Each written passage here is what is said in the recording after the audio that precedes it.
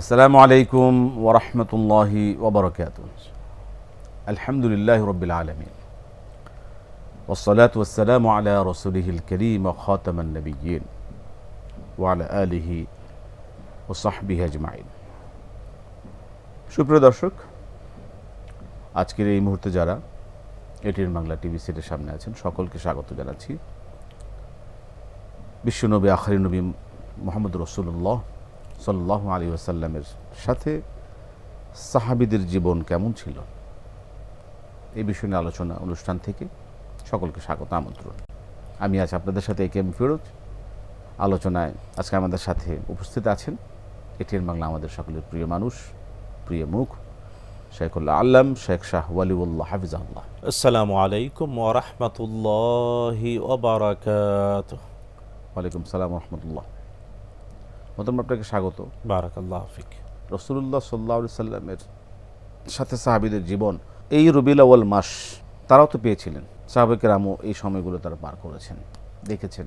এবং রবিউল আউয়াল কেন্দ্রিক যে ইবাদতগুলো বা যে উৎসবগুলো, যে আয়োজনগুলো করা হয়, সাহাবাদের মধ্যে কি ছিল এ ধরনের কোনো আয়োজন বা উৎসব বা এই পালনীয়? যদি আমরা সাহাবা কেরাম আমাদের মডেলই হয়ে থাকেন, যেটা আমরা বিশ্বাস করি ইমানদার হিসাবে, সেই মডেলকে আমরা সঠিকভাবে সঠিক রাস্তায় কি আমরা আছি, না আমরা আমাদের এই সময়ে এসে আমাদের কিছু পরিবর্তন, বাড়াবাড়ি, অনেক ক্ষেত্রে ছাড়াছাড়ি, এই বিষয়গুলো নিয়ে আমাদের আসলে দৃষ্টিভঙ্গি কী অবস্থান, আমরা কোন অবস্থানে আছি, যদি আলোচনায়।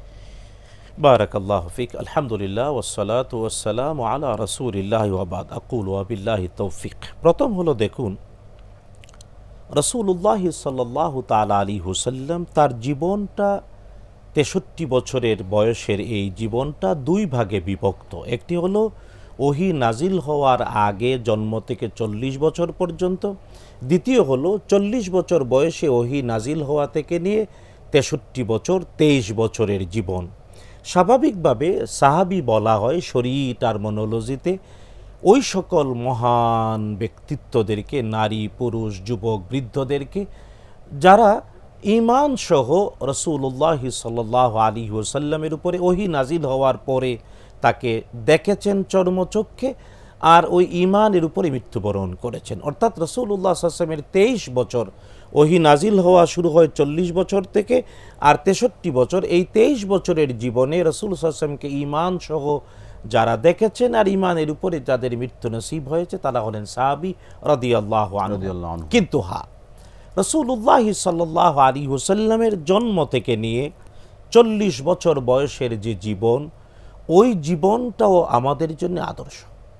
এবং দেখুন, সাহাবী তারা কীভাবে রাসূলুল্লাহ সাল্লাল্লাহু আলাইহি ওয়াসাল্লামকে অনুসরণ করেছেন এটা বলবো বটে, কিন্তু আগে বলতে চাই রাসূলুল্লাহ সাল্লাল্লাহু আলাইহি ওয়াসাল্লামের উপরে ওহী নাজিল হওয়া শুরু হয়েছে ৪০ বছর বয়স থেকে, কিন্তু ৪০ বছর বয়স পূর্ণ হওয়ার আগে প্রত্যক্ষ ওহী জিবরিল আলাইহিস সালামের মাধ্যমে রাসূলুল্লাহ সাল্লাল্লাহু আলাইহি ওয়াসাল্লামের উপরে প্রত্যক্ষ ওহী নাজিল হওয়ার আগের একটি ঘটনা। মানবতার ইতিহাসে এমন দ্বিতীয়টা কোথাও নাই। কি? দেখুন, রাসূলুল্লাহ সাল্লাল্লাহু তাআলা আলাইহি ওয়াসাল্লাম তার তিনি লাভ করেন তার স্ত্রী খাদিজা রাদিয়াল্লাহু তাআলা আনহার মাধ্যমে একজন কৃতদাস পুত্র, তার নাম যায়েদ। রাসূলুল্লাহ সাল্লাল্লাহু আলাইহি ওয়াসাল্লামের ২৫ বছর বয়সে খাদিজাতুল কুবরা রাদিয়াল্লাহু তাআলা আনহার সাথে তার বিবাহ হয়। আর খাদিজা রাদিয়াল্লাহু তাআলা আনহার এক আত্মীয় উকাজ মেলা থেকে ডাকাতরা ডাকাতি করে নিয়ে আসা যায়েদ বিন হারেসা রাদিয়াল্লাহু তাআলা আনহুকে কিনে এনে খাদিজা রাদিয়াল্লাহু তাআলা আনহাকে উপহার দেন। খাদিজা রাদিয়াল্লাহু তাআলা আনহা রাসূল সাল্লাল্লাহু আলাইহি ওয়াসাল্লামকে উপহার দেন রাসূলুল্লাহ সাল্লাল্লাহু আলাইহি ওয়াসাল্লামের উপরে ওহী নাজিল হওয়ার আগে।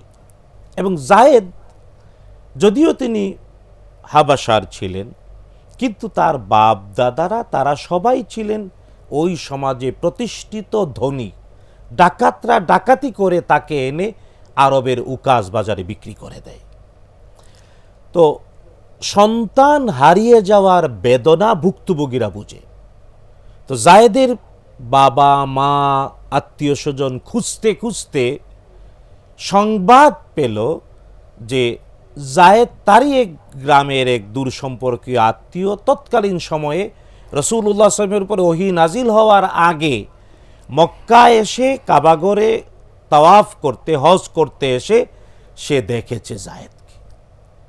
যায়া সংবাদ তার বাবা মা আত্মীয় স্বজনকে বলেছে। নিশ্চিত হয়েছে সেই জায়েদ বিন হারেসা, এবং সংবাদ যখন তার পিতামাতা পরিবার তাদের কাছে পৌঁছেছে, তারা সবাই মিলে আত্মীয় স্বজন সবাই মিলে অনেক উপহার, কারণ তারা দরিদ্র ছিলেন না, অনেক উপহার উপটৌকন সহ তারা মক্কায় আসলেন। এসে খুঁজে খুঁজে মুহাম্মদ বিন আবদুল্লাহ সাল্লাল্লাহু আলাইহি, তখনও তার উপরে প্রকাশ্যে জিবরিল আলাইহিস সালামের ওহী নাজিল হয় নাই, তখন তিনি নবী হননি, মানে ওহী নাজিল হয় নাই, ওহী নাজিল হয়নি, নবী তো ছিলেন। রাসূলুল্লাহ সাল্লাল্লাহু আলাইহি ওয়াসাল্লাম মুহাম্মদ বিন আবদুল্লাহ হিসেবে সমাজে পরিচিত, আল আমিন আস সাদিক। তো তারা এসে জায়েদের বাবা মা আত্মীয় স্বজন তাদের অভিভাবক তাদের সবাই আসলেন অনেক উপহার উপটৌকন নিয়ে। একটা হলো সন্তানকে নেওয়া, 2 নাম্বার কাবাগর জিয়ারত করা, সব তারা আসলেন। এসে খুঁজে বের করলেন মুহাম্মদ সাল্লাল্লাহু আলাইহি ওয়াসাল্লামের ঘর, গেলেন। গিয়ে তারা ওই প্রস্তাব দেখলেন জায়েদকে, জায়েদের সাথে এবং হারিয়ে যাওয়া পুত্রকে পেলে এটা যে কত বড় আনন্দ ভাষায় বলে শেষ করা যায় না। জায়েদ চিনলেন তার পিতাকে, চিনলেন তার চাচাকে, চিনলেন তার আত্মীয় স্বজনকে, তারাও চিনল। প্রথম সাক্ষাতে কান্নাকাটি হলো সব। তারপরে মুহাম্মদ বিন আবদুল্লাহ সাল্লাল্লাহু আলাইহি ওয়াসাল্লামের কাছে জায়েদের সহ তার পিতা তার আত্মীয় স্বজন সবাই গেলেন। গিয়ে তারা কিভাবে বলবেন তারা ভাষা খুঁজে পাচ্ছিলেন না। উপহার উপটৌকন সহ যা চাইবেন তার বিনিময়ে তারা তাদের পুত্রকে নিতে চান। রাসূলুল্লাহ সাল্লাল্লাহু আলাইহি ওয়াসাল্লাম বুঝলেন, মুহাম্মদ সাল্লাল্লাহু আলাইহি ওয়াসাল্লাম তিনি বুঝলেন। আর সাহাবী কারে কয়, রাসূল কারে কয় বুঝেন। তখনও তার উপরে প্রকাশ্যে ওহী নাজিল হয়নি, আর জায়েদ তখনও ঈমান আনা সেই সাহাবী হননি, কারণ ওহী নাজিল হওয়ার আগে। রাসূলুল্লাহ সাল্লাল্লাহু আলাইহি ওয়াসাল্লাম বুঝলেন, তখন তিনি পরিবেশটা সহজ করে দিয়ে জায়েদের পিতা তার আত্মীয় স্বজন যারা সবাইকে বললেন, দেখো তোমরা অনেক উপহার উপটৌকন এনেছো, তোমরা বুঝেছি তাকে নিতে চাও, সব ঠিক আছে, সবই ঠিক আছে। আমাকে উপহার উপটৌকন দিয়ে দাম দিয়ে মূল্য দিয়ে এগুলার কোনো প্রশ্নই নাই। কেবল একটা কথা, তা হলো জায়েদের উপরে স্বাধীনতা। জায়েদকে আমি আজাদ করে দিয়েছি, কারণ ওই সমাজেও জায়েদকে অনেকে রাসূলুল্লাহ সাল্লাল্লাহু আলাইহি ওয়াসাল্লামের পুত্র বলতেন, কিন্তু এটা প্রকাশ্যে আসেনি। রাসূল সাল্লাল্লাহু আলাইহি ওয়াসাল্লাম বলেন, জায়েদকে স্বাধীনতা দিলাম, সে যদি তোমাদের সাথে চলে যেতে চায় অবশ্যই চলে যাবে, আমার কোনো উপহার উপটৌকন বিনিময় কিচ্ছু দিতে হবে না। যদি সে যেতে না চায় জোর করে তোমরা নিতে পারবে না। কেবল আমি আপনাকে চ্যালেঞ্জ, আমাদের দর্শক শ্রোতাকে চ্যালেঞ্জ করে বলি, পৃথিবীর ইতিহাসে মানবতার ইতিহাসে এমন দ্বিতীয় ঘটনা আর নাই। জায়েদ কি করলেন? জায়েদ বালক, জায়েদ নিজের উপর নিয়ে চিন্তা করলে জায়েদ তখন বললেন, তোমরা আমার পিতা, হে আমার পিতা, হে আমার আত্মীয় সবাই বুঝেছি, তোমরা আমার সাক্ষাৎ পেয়েছো, আমি বেঁচে আছি, আমিও তোমাদের ওখানে যাব আসব, কিন্তু আমি যে মহামানবকে পেয়েছি আমি তাকে ছেড়ে যেতে পারবো না। আল্লাহু আকবার। নিজের পিতামাতা, নিজের আত্মীয় স্বজন, নিজের বাপ দাদার জমিদারি ধন সম্পদ সব ত্যাগ করলেন, বললেন আমি যে সাহচর্য আমি পেয়েছি আমি যাব না, তবে যাব তোমাদের তো খোঁজখবর নেব, আমি এখানে আছি। এই যে জায়েদ, চিন্তা করতে পারেন, এটা কি কেউ চিন্তা করতে পারে? নিজের বাবা চাচা আত্মীয় স্বজন নিজের সম্পদ এখানে কৃতদাস, কিন্তু রাসূলুল্লাহ সাল্লাল্লাহু আলাইহি ওয়াসাল্লামের সাহস, তখনও তিনি ওহী তার উপর নাজিল হয়নি, বললেন আমি যাব না। নিজের বাবা মা আত্মীয়, এই জন্য বিখ্যাত একটা আরবি কথা আছে, বিআবি উম্মি ওয়া বিআবি আনতা ওয়া উম্মি ইয়া রাসূলুল্লাহ। সাহাবায়ে কেরাম বলতেন বিআবি আনতা ওয়া উম্মি ইয়া রাসূলুল্লাহ, হে রাসূল আমার বাবা মা আপনার জন্য কুরবান হোক। এটা শিখিয়েছেন মানবতাকে, সাহাবায়ে কেরামকে যায়েদ রাদিয়াল্লাহু তাআলা। যায়েদ বাস্তবে প্রমাণ করে দেখিয়েছেন বাবা মা, আত্মীয় স্বজন, পৈতৃক উত্তরাধিকার, সম্পদ, যশ খ্যাতি, বংশ পরিচয় সব বাদ, রাসূলুল্লাহ সাল্লাল্লাহু আলাইহি ওয়াসাল্লামের পায়ের তলে তিনি যে নবীজির সাহচর্য পেয়ে, ভালোবাসা পেয়ে, এমন এমন আদর পেয়েছেন যেটা বাবা মা সহ ওই সব কিছুর সামনে তুচ্ছ। বিআবি আনতা ওয়া উম্মি ইয়া রাসূলুল্লাহ। এখন বলেন এরপরে রাসূল সাল্লাল্লাহু আলাইহি ওয়াসাল্লাম কি করলেন? যায়েদ যখন তার পিতামাতাকে মুহাম্মদ বিন আব্দুল্লাহ সাল্লাল্লাহু আলাইহি ওয়াসাল্লামের সামনে ত্যাগ করে দিল, যে না তোমরা আসো, ঠিক আছে আসবা, দেখবা আমিও যাবো আসবো, কিন্তু আমি এই মহামানব তাকে ছেড়ে যেতে পারবো না। প্রতিদান তো দিতে হয়। নবী সাল্লাল্লাহু আলাইহি ওয়াসাল্লাম তখনই কাবার আঙ্গিনায় গিয়ে দাঁড়িয়ে বললেন, সাক্ষী থেকো যায়েদ আমার পুত্র। আল্লাহু আকবার। কিন্তু ওহী নাজিল হওয়ার আগে। এখন বলেন মুহাম্মদ বিন আব্দুল্লাহ সাল্লাল্লাহু আলাইহি ওয়াসাল্লাম হাবিবুল্লাহি ওয়া রাসূলুল্লাহি সাল্লাল্লাহু আলাইহি ওয়াসাল্লাম কুররাতু আয়ুনিনা রাসূলুল্লাহি সাল্লাল্লাহু আলাইহি ওয়াসাল্লাম, তার উপরে ওহী নাজিল হওয়ার আগে যায়েদ তার অবস্থা বুঝেন, ডাকাতি করে বাবা মা থেকে ধনী সন্তান, রসুলের প্রতি যে ভালোবাসা, সাহচর্য, ব্যবহার, আচরণ, সম্পর্ক কেমন হলে বাবা মা, সম্পদ সবকিছু তুচ্ছ করে নবীজি সাল্লাল্লাহু আলাইহি ওয়াসাল্লামের সাহচর্য মেনে নেয়, এর নাম যায়েদ। আর এই জন্যে যায়েদ সাহাবী বটে, কারণ একজন সাহাবী তার নাম আল কোরআনুল কারীমে আল্লাহ উল্লেখ করেছেন, তার নাম যায়েদ। এবং এর পিছনে এটা একটা অন্যতম হিকমা। যায়েদ একজনের নাম কেবল আল কোরআন আর 1450 বছর তেলাওয়াত হবে যায়েদ, কারণ যায়েদ তার পিতামাতা, বংশ পরিচয়, সম্পদ সব ছেড়ে দিয়েছেন, রাসূলুল্লাহ সাল্লাল্লাহু আলাইহি ওয়াসাল্লামের পদতলে নিজেকে উৎসর্গ করে দিয়েছেন। এখন ওহী নাজিল হওয়ার পর থেকে যারা মুহাম্মাদুর রাসূলুল্লাহ সাল্লাল্লাহু আলাইহি ওয়াসাল্লামকে দেখেছে ঈমান সহ, আর তারা যে কিভাবে জীবন সম্পদ উজাড় করে দিয়েছে, এটা তো হাজার হাজার হাজার লক্ষ ইতিহাস। মোহতারাম, আমরা যে বিষয়টা আমাদের দর্শকদের সামনে একটু ফোকাস হওয়ার জন্য অনুরোধ করব, সেটা হচ্ছে যে রাসূলুল্লাহ সাল্লাল্লাহু আলাইহি ওয়াসাল্লাম সম্পর্কে সাহাবীদের যে ভালোবাসা, সেটা তুলনা আসলে কখনো আর হবে না। বাস্তব মানে সাহাবায়ে কেরামের উদাহরণ সাহাবায়ে কেরামই, তারাই তাদের উদাহরণ, তাদের দৃষ্টান্ত এই সময়ে এসে, সেখান থেকে আমরা যে বিষয়টা রসুলকে ভালোবাসলে এভাবেই ভালোবাসতে হয়, এভাবেই ভালোবাসা উচিত। তো রসুলকে ভালোবাসার রসুলকে তারা সরাসরি দেখেছেন বলে ভালোবেসেছেন, এই একটা বড় একটা তাদের প্রাপ্তি। আলহামদুলিল্লাহ, তারা অনেক ভাগ্যবান।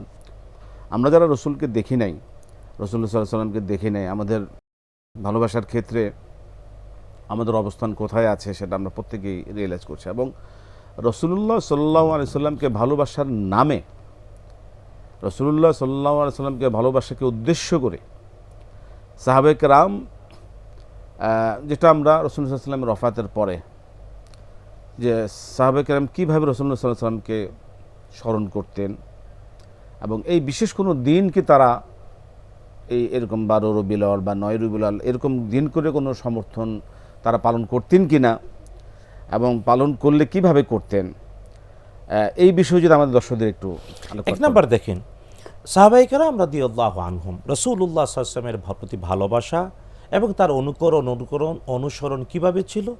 সাহাবায়ে কেরামের জীবন, তারা তাদের প্রতিটি কাজ, প্রতিটি বিষয়, প্রতিটি মুহূর্ত ওইভাবেই পরিচালনা করতেন যেভাবে রাসূলুল্লাহ সাল্লাল্লাহু আলাইহি ওয়াসাল্লাম করেছেন। তার মানে সাহাবায়ে কেরাম রাদিয়াল্লাহু আনহুম যারা নবী সাল্লাল্লাহু আলাইহি ওয়াসাল্লামকে সরাসরি দেখেছেন, তারা সবসময় তো নবীজির কাছে থাকতেন না।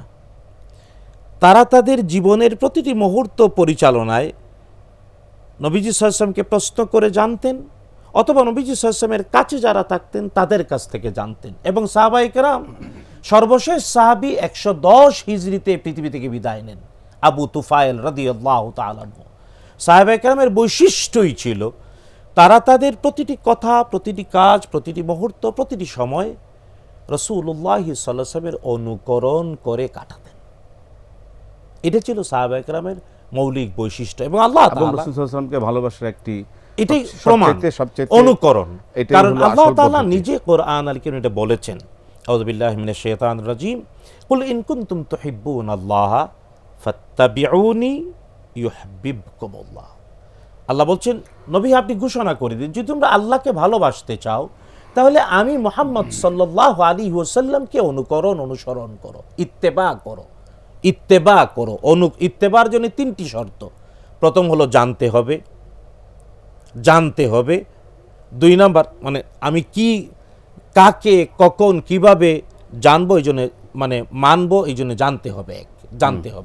2 নাম্বার মানার 2টি বাস্তবতা।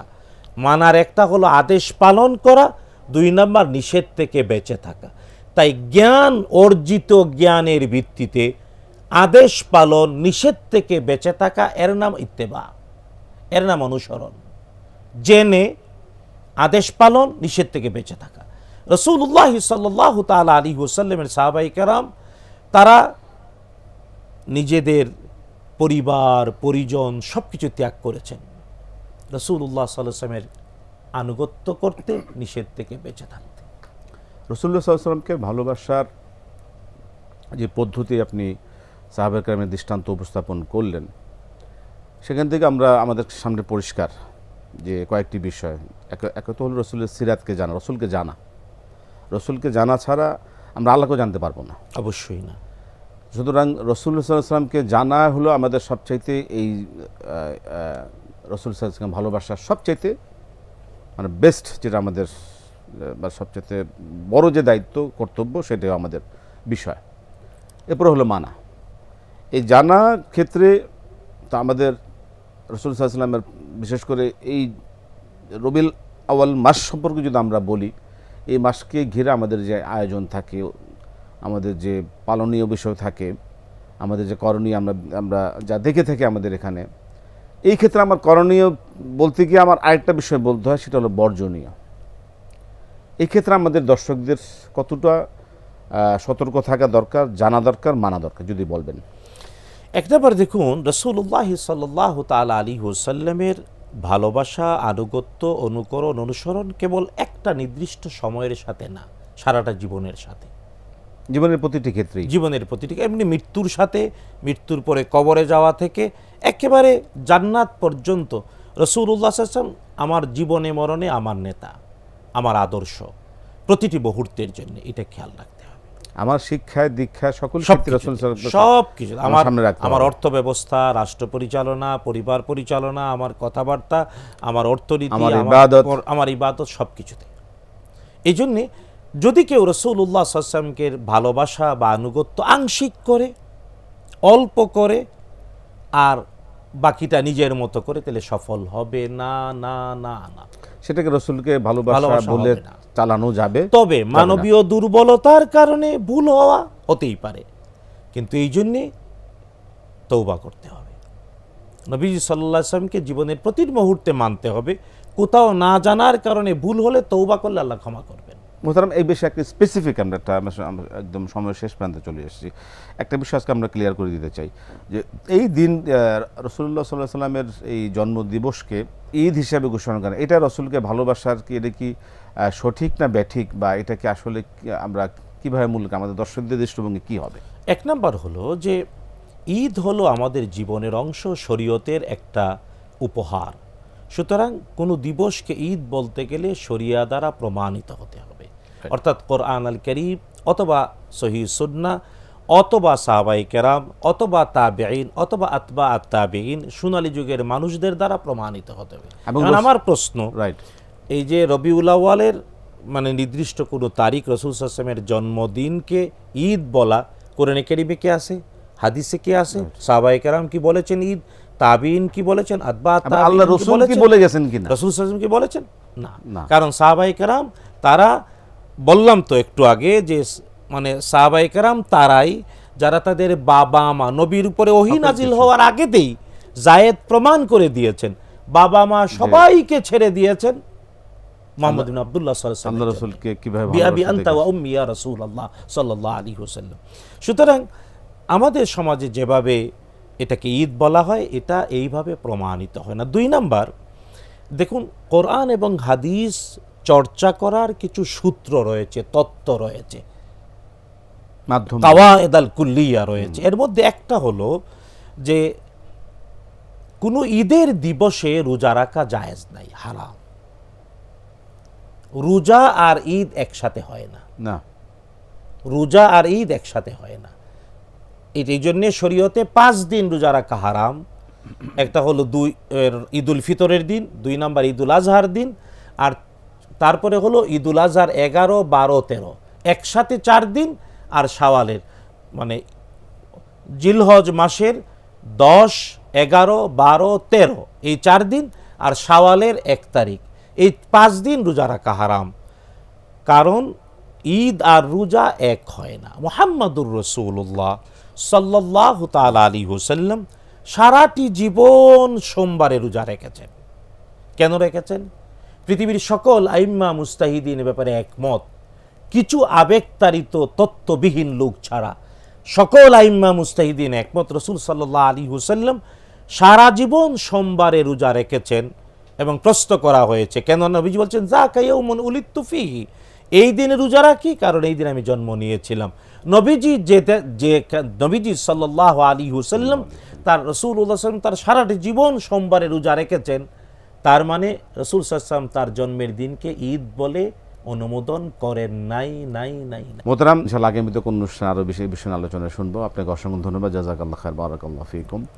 প্রিয় দর্শক, আবেগ অবশ্যই আমরা রসুলের প্রতি আমাদের সর্বোচ্চ আবেগ, ভালোবাসা, অনুভূতি অবশ্যই রয়েছে, কিন্তু সেটা অবশ্যই যে রসুলের যে নির্দেশিত এবং প্রদর্শিত, সাহাবায়ে কেরামের নির্দেশিত প্রদর্শিত এবং তারা কিভাবে পালন করেছেন, কিভাবে তারা এটাকে দেখতেন, সেই বিষয়গুলো সামনে রেখে আমরা আবেগ, আমাদের অনুভূতি, আমাদের সকল কিছু উচ্ছ্বাস প্রকাশ, এগুলো আমরা প্রকাশ করব।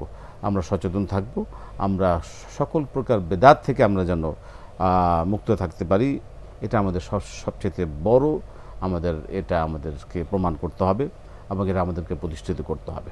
তাহলে আজকে আমাদের অনুষ্ঠান থেকে আমরা সত্যিকারভাবে আমরা যে বিষয়টা গুরুত্বের সাথে সামনে আনতে পারি, সেটা হচ্ছে যে সত্যিকারভাবে রাসূলুল্লাহ সাল্লাল্লাহু আলাইহি ওয়াসাল্লামকে ভালোবেসে আমরা যেন রাসূলুল্লাহ সাল্লাল্লাহু আলাইহি ওয়াসাল্লামের শাফায়াত অর্জন করতে পারি। এই আশাবাদ ব্যক্ত করেই, এই দোয়া কামনাই করি আজকের অনুষ্ঠান থেকে বিদায় নিচ্ছি। আসসালামু আলাইকুম ওয়া রাহমাতুল্লাহ।